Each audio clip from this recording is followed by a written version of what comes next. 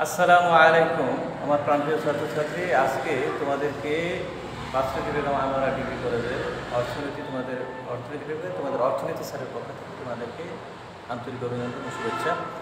তো আজকে এই মুহূর্তে যারা অনলাইনে আসো তাদেরকে আন্তরিক অভিনন্দন ও শুভেচ্ছা।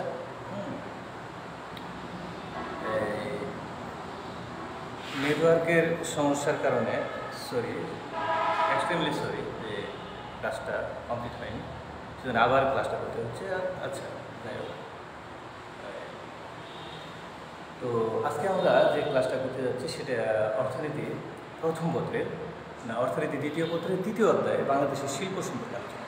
তো বাংলাদেশের শিল্পের আমরা গত ক্লাসে যেটা আলোচনা করেছিলাম, বাংলাদেশের কুটির শিল্পের সমস্যাগুলো আমরা আলোচনা করেছিলাম। আর সমস্যাগুলো জানলে সমাধানের পথ বিশ্লেষণ করা সম্ভব, সেটা আমরা আলোচনা করেছিলাম। আজকে আমরা যেটা আলোচনা করব সেটা হলো অর্থনীতির এই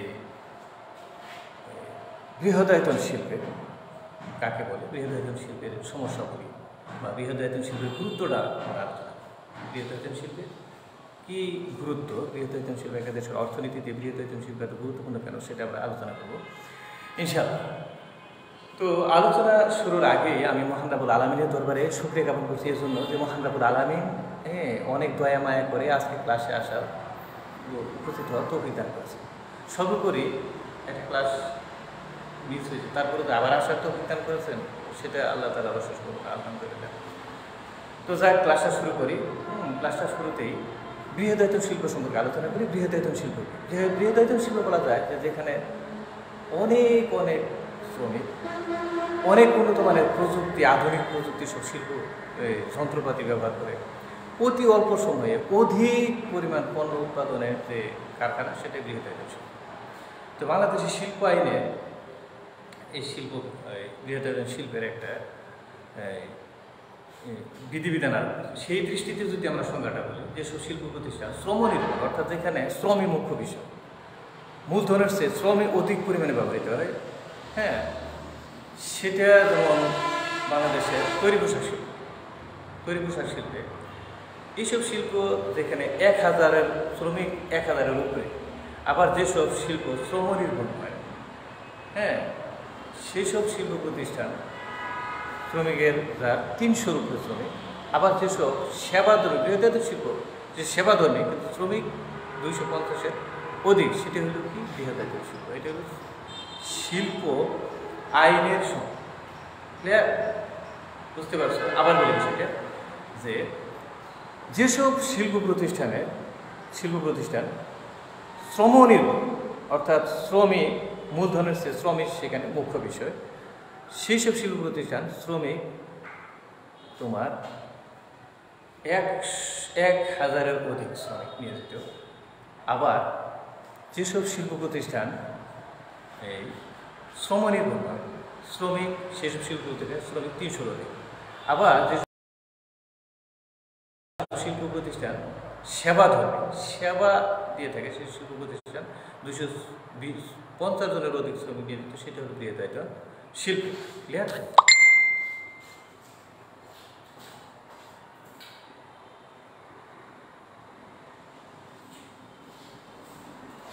সেটা হলো বৃহদায়তন শিল্প।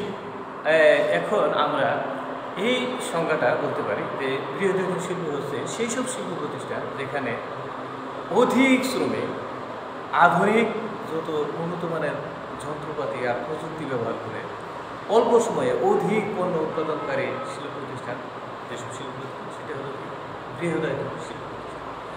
এখন আমরা যেটা আলোচনা করব, এই বৃহদায়তন শিল্প প্রতিষ্ঠানের গুরুত্বটা সম্পর্কে আলোচনা। বৃহদায়তন শিল্প প্রতিষ্ঠান কেন থাকে? বৃহদায়তন শিল্প মূলত এই ভারতীয় উপমহাদেশে ছিল 1947 সালের আগে, বা বাংলাদেশে 1971 সালের আগে ছিল। আর ভারতীয় উপমহাদেশে 1947 সালের আগে এই বৃহদায়তন শিল্পের কল্পনা করা হয়। বৃহদায়তন শিল্পের উৎপত্তি হয়েছে কোথায়? যে মূলত সারা পৃথিবীতে ছোট্ট একটা রাষ্ট্র 3 লক্ষ সমুদ্রের বোধ বলা যায়, এটা বলা হয় ব্রিটিশরা কী করলো? ভারতীয় উপমহাদেশ দখল করলো, আর আমেরিকা দখল করছিল। আর আফ্রিকাতে কিছু কান্ট্রি দখল করছে। আফ্রিকাতে আধিপত্য বিস্তার করছে ফ্রান্স, আর এই ভারতীয় মহাদেশ আর আমেরিকা দখল করছিল কি এই ব্রিটিশ, ইহুদি আর নাসারাদের মিলিত সংক্রান্তে এই কাজটা করছে। দখল করে এই ভারতীয় মহাদেশের সকল সম্পদ কীগুলো শুষে নিত। ভারতীয় মহাদেশের সমস্ত সম্পদ লর্ড কর্নওয়ালিস সূর্যাস্ত আইন ঘোষণা করে 1797 সালে। সূর্যাস্ত আইন ঘোষণার মাধ্যমে সমস্ত ভারতীয় মহাদেশের জমি মানুষদের কাছে, জমিদারদের কাছে ভাগ করে দিল। ওদের একটা জেলা দিল, নরসিংদী জেলা, নারায়ণগঞ্জ জেলা, এটা দিয়ে দিল একটা জমিদার। এই জেলার সমস্ত জমির মালিক একটা জমিদার করে দেবে। যে জমিদারের কাজ হবে যে ব্রিটিশরা তখন তার বিরাট শিল্প প্রতিষ্ঠান ছিল না, শিল্প প্রতিষ্ঠান থেকে চাঁদা নিবে বা অর্থ নিবে, তখন ভূমি বিক্রি, অর্থনীতি ছিল সমস্ত কৃষি নিবে। তখন কী করলো, এই পুরা ভূমিটা একটা জেলা একজন জমিদারের কাছে বিক্রি করে দিল। বললো যে বিক্রি করে এই শর্তে যে ও 1 বছরের অমুক তারিখে সূর্য অস্ত যাওয়ার আগেই এত লক্ষ স্বর্ণমুদ্রা দিতে হবে। তখন এরকম হয় যে বোকার মতো তো আমরা টাকা প্রদান করি, এখন এরকম টাকা, কাগজের টাকা স্বর্ণমুদ্রা, স্বর্ণমুদ্রা দিতে হবে। দিলে এই নারায়ণগঞ্জ, তারপরে নরসিংদী, এই বিভিন্ন পুরা জেলার জমিদারি যে ক্রয় করল তার জমিদারি বজায় থাকে। আর যদি অমুক তারিখে সূর্য অস্ত যাওয়ার আগে দিতে না পারে তাহলে তো জমিদারি শেষ, তার শাস্তি দেওয়া। এখন এই জমিদাররা কী করল, সমস্ত জেলার এই পুরা কৃষকদেরকে জমি দিয়ে এই জমি তারা চাষ করে তাদেরকে খাজনা দেবে। মানে এই খাজনাটা জমি দান হোক চাই না, জমি বৃষ্টি হইয়া, বিশাল ঘূর্ণিঝড় হইয়া, জলোচ্ছ্বাস হইয়া, শিলাবৃষ্টি ধ্বংস হয়ে গেছে, এটা কিছু দেখা হবে। শিলাবৃষ্টি ধ্বংস হয়ে গেছে কিন্তু জমির খাজনা দিতে হবে। এইরকম ঝুর করে যখন ফসল ধ্বংস হয়ে গেল তখন তাদের কাছে যে বিভিন্ন ধরনের স্বর্ণমুদ্রা ছিল, স্বর্ণালঙ্কার ছিল, রূপার অলঙ্কার ছিল, এগুলো তারা কী করছে, এই ব্রিটিশের কোলাঙ্গারদেরকে, দালালদেরকে, জমিদারদেরকে দিয়ে দিচ্ছে। কারণ এই জমিদাররা তাদের জীবনের ভয়ে ধরে নিত, তক্তা ডলা দিত, বিভিন্ন শাস্তি দিত। এই শাস্তির ভয়ে তারা এই স্বর্ণালঙ্কারগুলো এই জমিদার, এই জমিদাররা কী করছে, এই স্বর্ণালঙ্কার নিয়ে এই রৌপ্য স্বর্ণমুদ্রা পরিবর্তে স্বর্ণালঙ্কার নিয়ে কোথায় দিচ্ছে, ব্রিটিশদের হাতে, এই ব্রিটিশদের হাতে তুলে দিচ্ছে। কোম্পানি, ইস্ট ইন্ডিয়া কোম্পানি হাতে তুলেছে। এই কোম্পানি আবার কী করছে, এগুলো ব্রিটিশরা বিভিন্ন ধরনের ট্যাক্স আরোপ করছে, এগুলো সমস্ত কোথায় দিচ্ছে, ব্রিটেন। তো এই ব্রিটেনের সমস্ত সম্পদ নিয়ে এগুলো শোষণ করে তারপরে যখন দেখলো যে এই দেশের মানুষ বিভিন্ন পণ্য কী করে ব্যবহার করে, তখন কী বলে এই দেশের যে সব পণ্য উৎপাদন হয়, তৈরি পোশাক, পোশাক যে পরে, এই পোশাক উন্নত মানের পোশাক সারা পৃথিবীতে রপ্তানি হয়, মুসলিম কাপড়, ভালো ধরনের মুসলিম কাপড় তৈরি হয়। এই কাপড় কী করে ধ্বংস করে দাও, ব্রিটিশ আছে যেগুলো এই কাপড়কে ধ্বংস করে দাও, ধ্বংস করে দিয়ে আমরা কাপড় তৈরি করবো, আর এই তৈরি কাপড় এই ভারতীয় মহাদেশে বিক্রি করবো, তারা এটা ক্রয় করে ব্যবহার করে। এতে ব্যবহার করলে এতে যে তাদের কাছে যে অর্থ ছিল, স্বর্ণমুদ্রা, স্বল্পমুদ্রা, এরকম তো আমাদের হাতে চলে আসবে, তখন তা নিয়ে আমরা শিল্প বিপ্লব ঘটাবো। তো এই যা চিন্তা তাই প্লেন বাস্তবায়ন করল। তখন তারা ভারতীয় মহাদেশের সকল এই বাংলার মুসলিম যারা শ্রমিক ছিল, তাঁতির আছে, তাদেরকে আঙুল কেটে দিল, হাত কেটে দিল, আঙুল কেটে দিল, কেটে দিয়ে তাদের ভরা শিল্প সব ধ্বংস করে দিয়ে তারা এই মার্কেট থেকে কাপড় কিনে এনে এই বাংলায়, এই ভারতীয় মহাদেশে মার্কি কাপড় বিক্রি করে মানুষ একটা সাদা ধুতি পরতো। এটা এছাড়া তাদের কোনো উপায় ছিল, ব্রিটিশরা এটা করে তারা এখানে তাদেরকে এই যে কাপড় বিক্রি করবে, এই কাপড় রং করার জন্য নীল উৎপাদনের বাধ্যতামূলক করে দেবে। তাদের জমিতে কোনো ধান উৎপাদন করতে পারবে না, কোনো আখ, কোনো গম, কোনো শস্য, কোনো ফল উৎপাদন করতে বিশ্বাস করতে হবে।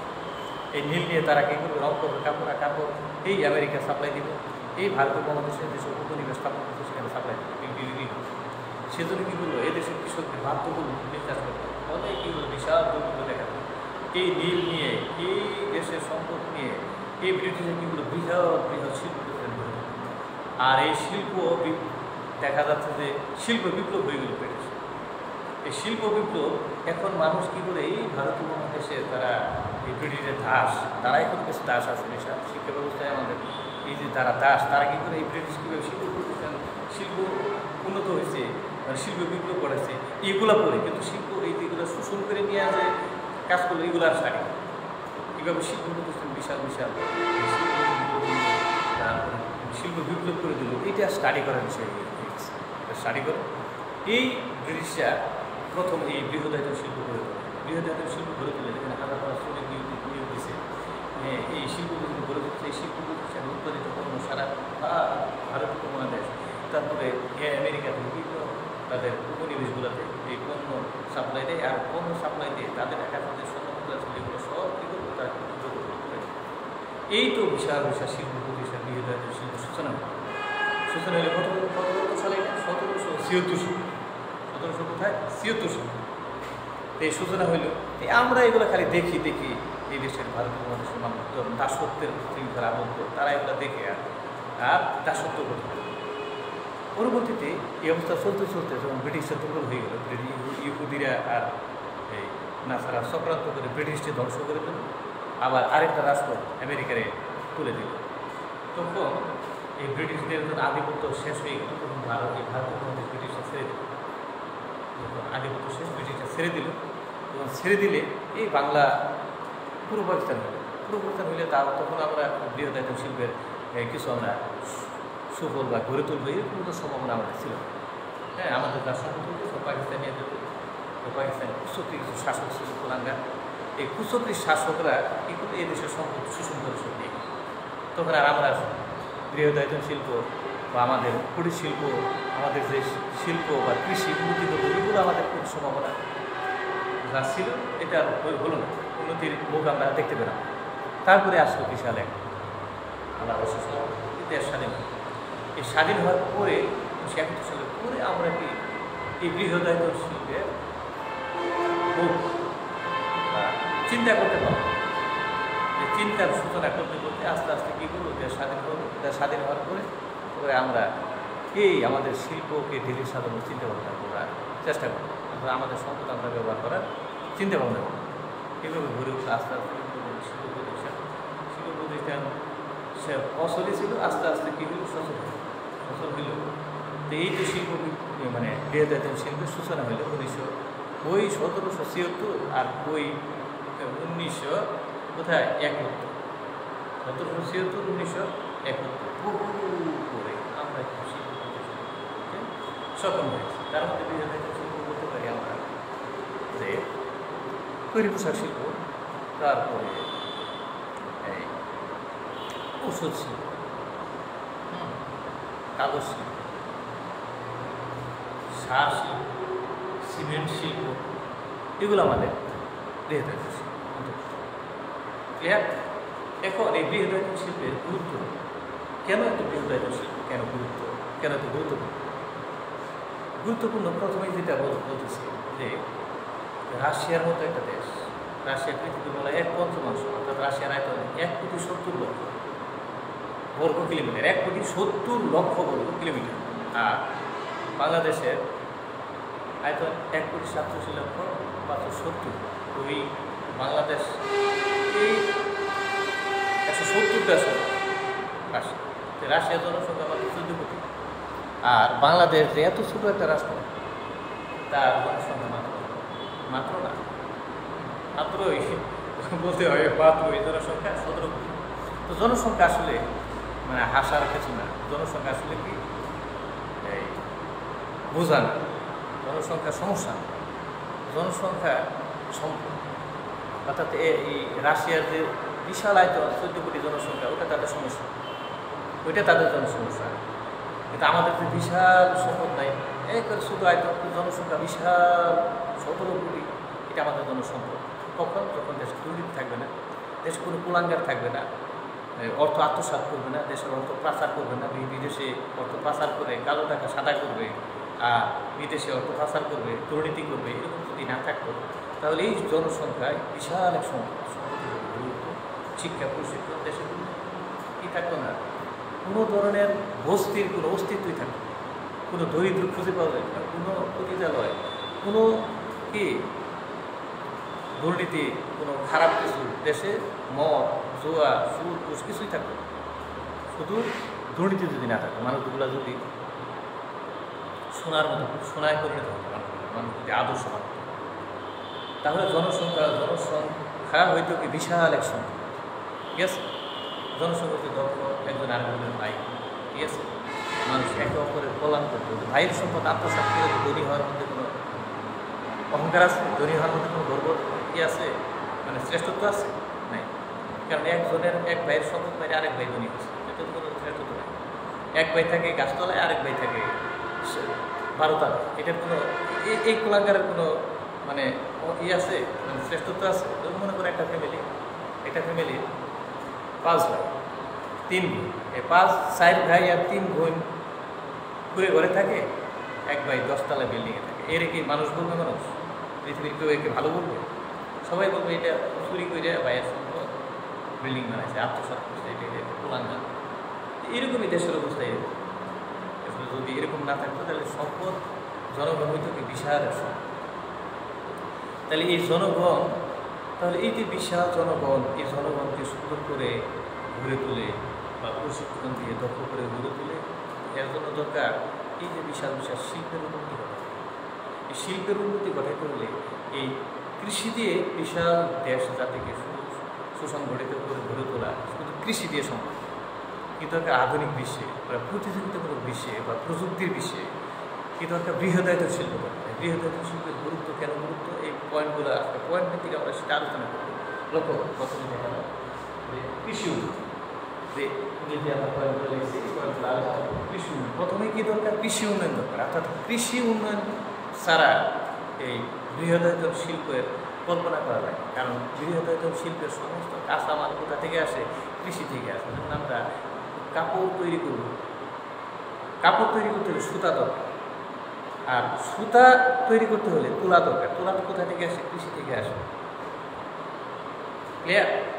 যেমন মনে করো যে আমরা বিশাল বিশাল একটা মোটরসাইকেল, একটা মোটর গাড়ি, একটা এসি, এটা কি প্রায় এটা প্লেন তৈরি করবো, এটা হেলিকপ্টার তৈরি করবো, এটা অস্ত্র তৈরি করবো। এটা কোথা দরকার? একটা লোহা দরকার। মেইন অস্ত্র হচ্ছে লোহা আর ব্রেন দরকার। কেন লোহাটা কোথা থেকে? এই কৃষি থেকে, এই খনি থেকে, মাটি থেকে, এই খনি, এটাও কৃষি দিক। তাহলে সেই খনি থেকে মাটিতে বস্তুটা তুলতে হবে। সেটা যদি উন্নত না হয় তাহলে কাঁচামাল আসবে না। তাহলে কাঁচামাল না আসলে তাহলে কী হবে না? শিল্প গড়ে উঠবে। তাহলে শিল্পের বহু কাঁচামাল, যেমন আমরা বাংলাদেশের বিশাল ঔষধ শিল্পে আমরা পৃথিবীতে বৃহদায়তন শিল্প, পৃথিবীর 165টা রাষ্ট্রে আমরা ঔষধ তৈরি রপ্তানি করি।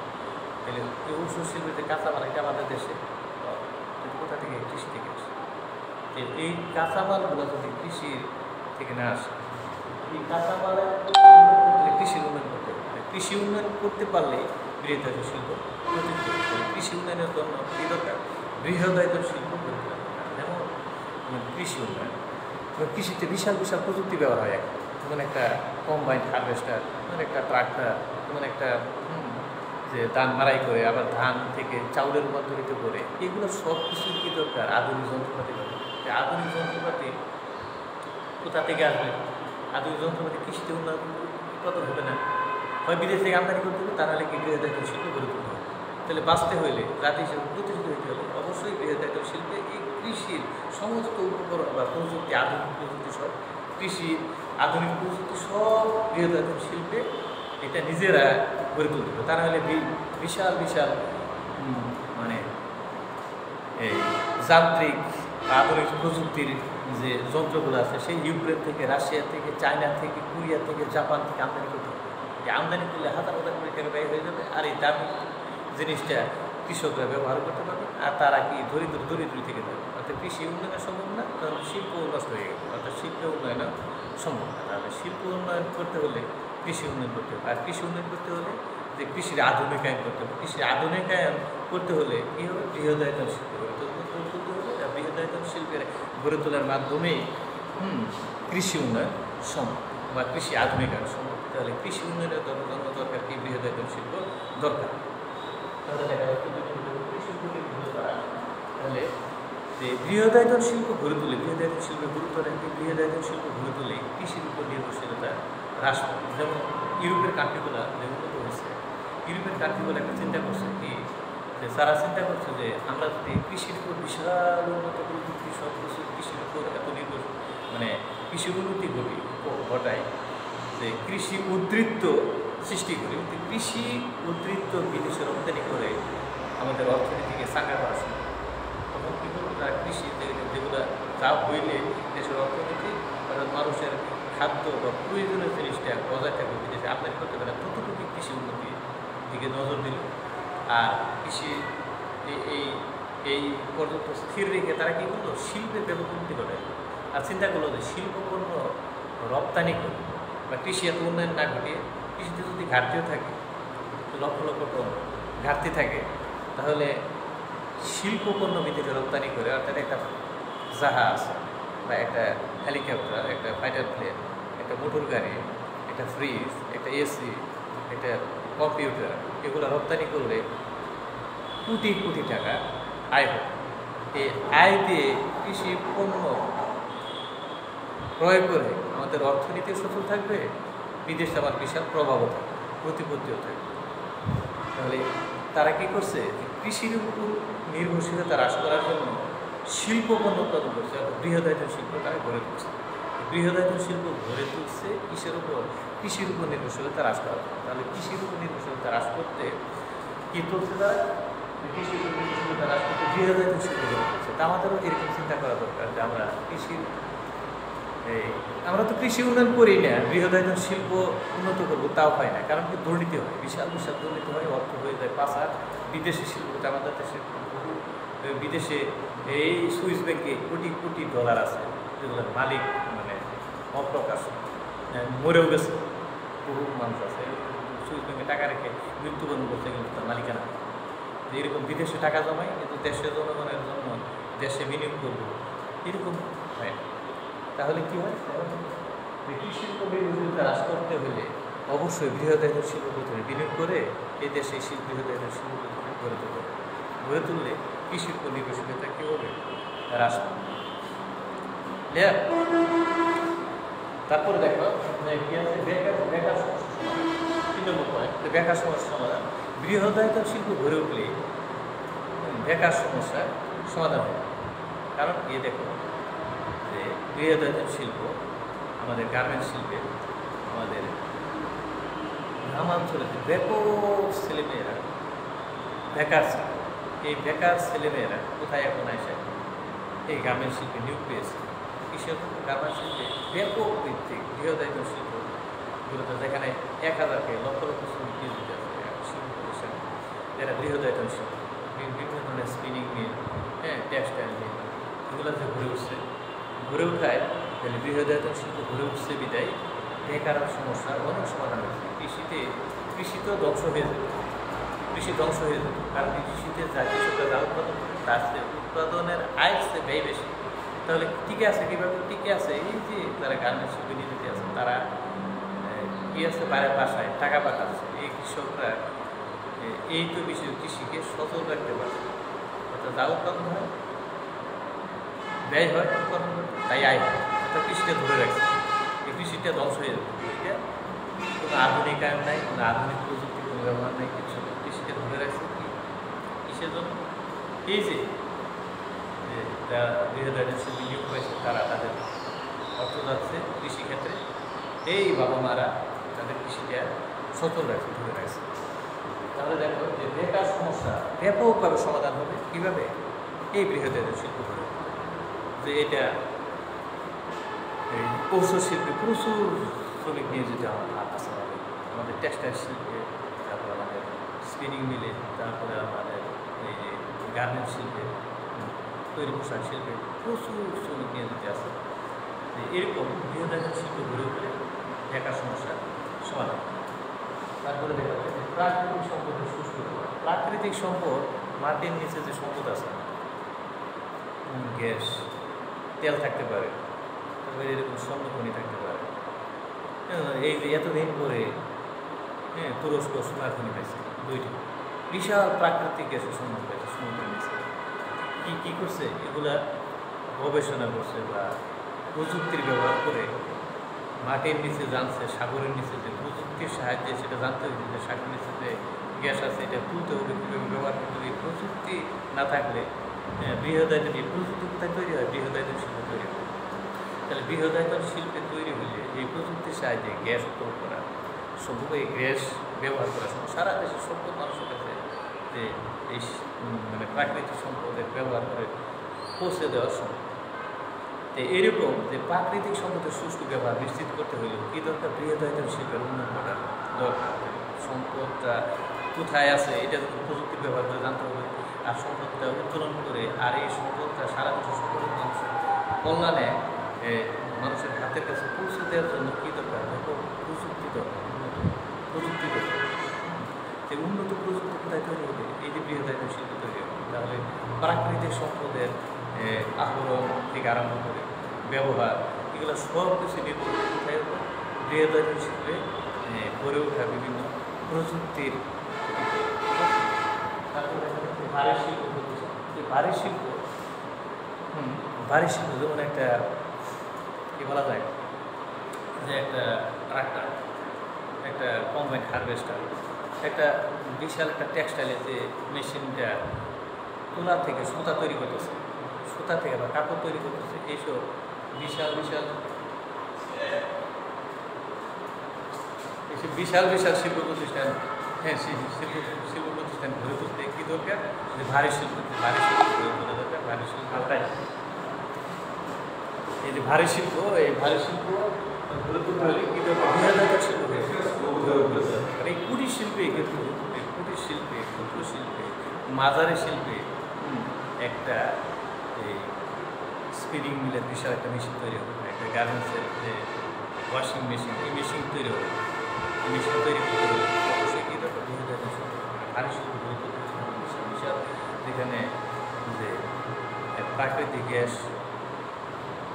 উঠাবে, সেই গ্যাসটা আবার প্রযুক্তি ব্যবহার করে মনোভাবে পৌঁছে দিবে। এটা কিন্তু কুটির শিল্পে এইসব পণ্য উৎপাদন। ভারী শিল্প সার তৈরি করবে, কাগজ তৈরি করবে, সিমেন্ট তৈরি করবে, এটা দরকার ভারী ভারী বিশাল বিশাল শিল্প দরকার। এই যে যন্ত্রপাতিগুলো তৈরি হবে সেটা কী দরকার? সে ভারী শিল্প গড়ে তুলতে হবে, বৃহদায়তন শিল্প গড়ে তোলার দরকার। বৃহদায়তন শিল্প কী করতে হবে? প্রসার করা দরকার। শক্তিশালী প্রতিরক্ষা ব্যবস্থা। আধুনিক বিশ্বে সব রাষ্ট্র, যত রাষ্ট্রই দেখে সব রাষ্ট্রই যদি প্রতিরক্ষা তার দুর্বল থাকে তাহলে তার অস্তিত্ব এখন কল্পনা করা যায়। যেমন ইরাক আক্রমণ করছে, সিরিয়া আক্রমণ করছে, আফগানিস্তান আক্রমণ করছে, এইসব রাষ্ট্র দখল করে নিল। যদিও আফগানিস্তান পারে নাই, আফগানিস্তান আমেরিকা পরাজিত হয়েছে। আমেরিকা, ব্রিটেন, ফ্রান্স, ইউরোপের সমস্ত রাষ্ট্র, কানাডা, অস্ট্রেলিয়া সহ সারা বিশ্ব 20 বছর যুদ্ধ থেকে পরাজিত হয়েছে। কিন্তু অন্যান্য রাষ্ট্রে তারা দখল করে নিচ্ছে। দখল করে নিচ্ছে কেন? প্রতিরক্ষা ব্যবস্থা, প্রতিরক্ষা শিল্প তাদের অনেক দুর্বল ছিল। তাহলে প্রতিরক্ষা যে কোনো রাষ্ট্রের টিকে থাকতে হলে আধুনিক বিশ্বে কিন্তু প্রতিরক্ষা তাদেরকে শক্তিশালী করা, শক্তিশালী করতে হলে অবশ্যই কী দরকার? বৃহদায়তন শিল্পের মাধ্যমে বিশাল বিশাল ক্ষেপণাস্ত্র তৈরি করবে, তারপর একটা হেলিকপ্টার, সামরিক হেলিকপ্টার তৈরি করবে, একটা ফাইটার প্লেন তৈরি করবে, একটা ড্রোন বিমান তৈরি করবে। এগুলো সব তৈরি করার কুটির শিল্প তৈরি হবে, বৃহদায়তন শিল্প তৈরি হবে। আর বৃহদায়তন শিল্প তৈরি হলে এইসব প্রযুক্তির ব্যবহার বা এইসব গড়ে তুলতে পারলে একটা রাষ্ট্র টিকে থাকে। আর এইসব যদি গড়ে তুলতে না পারে, তাহলে যদি এইসব বিষয়ে যদি একটা ক্ষেপণাস্ত্র তৈরি করতে, একটা ফাইটার প্লেন তৈরি করতে, একটা সাজোয়াজান তৈরি করতে বিদেশে নির্ভরশীল থাকতে হয়, তাহলে সেই রাষ্ট্রের অস্তিত্ব কল্পনা করা, আধুনিক রাষ্ট্রে সেই রাষ্ট্রের অস্তিত্ব কল্পনা করা যায় না। তাহলে রাষ্ট্র হিসেবে টিকে থাকতে হলে অবশ্যই বৃহদায়তন শিল্পে বা প্রতিরক্ষা ব্যবস্থা শক্তিশালী করতে হলে বৃহদায়তন শিল্প গড়ে তুলতে হবে। তাহলে বৃহদায়তন শিল্পের গুরুত্ব অপরিসীম। যা এক্ষেত্রে বৃহদায়তন শিল্প ছাড়া একটা রাষ্ট্রের অস্তিত্ব কল্পনা করা যায় না। যা রাষ্ট্র যেগুলো হয় বা প্রভাবাধীন, অর্থাৎ সব কিছুতেই অনেক রকম নির্ভরশীল থাকে। প্রতিরক্ষা ব্যবস্থা তার সুদৃঢ় না। যেমন আমরা দৃষ্টান্ত দিতে পারি উত্তর কোরিয়া, সাথে উত্তর কোরিয়া প্রতিরক্ষা ব্যবস্থা না থাকলে এতদিন ধ্বংস হয়ে যেত। ইরান প্রতিরক্ষা ব্যবস্থা, তুরস্ক প্রতিরক্ষা ব্যবস্থা শক্তিশালী না থাকবে বা বৃহদায়তন শিল্প যদি তাদের না থাকতো, যদি পরনির্ভরশীল থাকতো, তাহলে তাদের অস্তিত্ব থাকবে না, তাদের ধ্বংস হয়ে যাবে। তাহলে দেখো পরিবহন যোগাযোগ ব্যবস্থা, পরিবহন ও যোগাযোগ ব্যবস্থা উন্নত করা দরকার। পায়ে চলার পদ্ধতি উন্নত না থাকে, তাহলে পায়ে চলার পদ্ধতি উন্নত করতে হলে কী দরকার? যে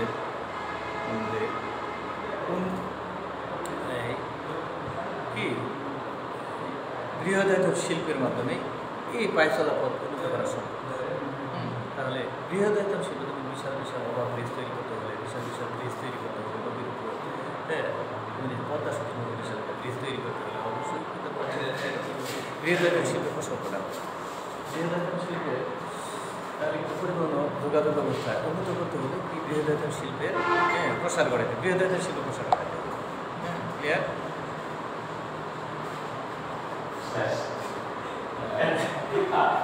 তারপরে কি লেনদেনের প্রতিকূলতা দূর করা হবে। লেনদেনের সবসময় আমাদের কি থাকে? প্রতিকূলতা। লেনদেনের কি থাকে? প্রতিকূল থাকে।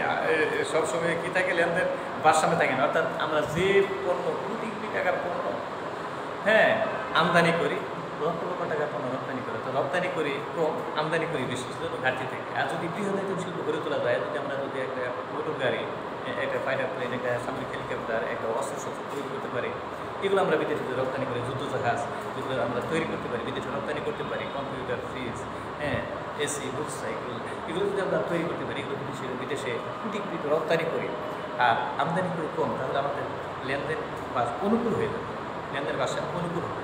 তো অনুকূল করতে হলে এই কৃষি পণ্য দিয়ে সম্ভব না, অবশ্যই কি বৃহদায়তন শিল্পের প্রসার ঘটানো, বৃহদায়তন শিল্প দিয়ে কি বিপ্লব ঘটানো সম্ভব, আর এই লেনদেনের বাসা অনুকূল আনা সম্ভব। তারপরে দেখো আত্মসমাধিক, অর্থাৎ আত্মসমাধিক অবস্থা কি? অর্থাৎ যার উপর ভিত্তি করে একটা দেশের অর্থনীতি সচল থাকে, সেগুলো আত্মসমাধিক অবকাঠামো। আর অবকাঠামো উন্নত করতে হলে অবশ্যই বৃহদায়তন শিল্প দরকার। কুটির শিল্পে সম্ভব, এই যে বিশাল বিশাল তোমার বিল্ডিং তৈরি করতে হবে, একটা শিক্ষা প্রতিষ্ঠানের দরকার, চিকিৎসালয়, এই ভর্তি করতে হলে এগুলা রড, সিমেন্ট, এগুলো কিন্তু এই কুটির শিল্পে তৈরি হবে। এগুলো কী দরকার? এগুলো সব কি বৃহদায়তন শিল্প, সিমেন্ট, হ্যাঁ, রড, এগুলো সব কিছু বৃহদায়তন শিল্প তৈরি হবে। তা বৃহদায়তন শিল্প করতে হলে বৃহদায়তন শিল্প গড়ে তুলতে হবে। তারপরে দেখা যাচ্ছে কি যে স্বনির্ভরতা, এই সব কিছু করতে পারলে, এই সব কিছু পয়েন্টগুলো দেখলে আলোচনা করতে হলে কি, এগুলো করতে পারলে, এই বৃহদায়তন শিল্প প্রসার বাড়াতে পারলে, তাহলে কী হবে? আমরা স্বনির্ভর হয়ে যাবো, তখন আর বিদেশের নির্ভরশীলতা থাকবে না। যেমন একটা ফাইটার প্লেন আমরা তৈরি করতে পারি, একটা মোটরসাইকেল, একটা ক্ষেপণাস্ত্র তৈরি করতে পারি, বিভিন্ন ধরনের সামরিক সরঞ্জাম, অর্থাৎ সমস্ত সামরিক যেগুলো আছে সব কিছু যদি আমরা তৈরি করি, তাহলে বিদেশের আমাদের মানে রাজনীতিও স্বাধীন হবে, অর্থনীতিও স্বাধীন হবে, সব কিছুই আমরা কী হবে? স্বাধীন হবে। কিন্তু যদি প্রতিরক্ষা ব্যবস্থা সবল, এর জন্য কী দরকার? তারপরে এগুলো যদি সফলতা করতে পারি, তাহলে আমরা কিন্তু স্বনির্ভরতা করতে পারি। হ্যাঁ, তাহলে এই আলাদা নয়, আজকে ক্লাসটা এখানে সমাপ্তি ঘোষণা করছি। আল্লাহ তাআলা তোমাদের মঙ্গল করুন, তোমাদের দুনিয়া আখিরাতে তোমরা কল্যাণময় জীবন লাভ করো, এই প্রার্থনা করে ক্লাসটা শেষ করছি। আসসালামু আলাইকুম ওয়া রাহমাতুল্লাহি ওয়া বারাকাতুহু।